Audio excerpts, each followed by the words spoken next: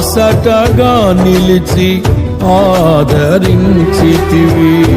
నీ స్తుతి మహిమలు నీకే చెల్లించెదను జీవితాంతము.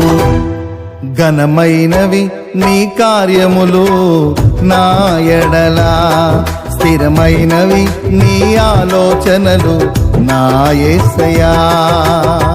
కృపలను పొందుచు కృతజ్ఞత కలిగి స్తుతులర్పించెదను అన్ని వేళలా. అనుదినము నీ అనుగ్రహమే ఆయుష్కాలము నీ వరమే. అనుదినము నీ అనుగ్రహమే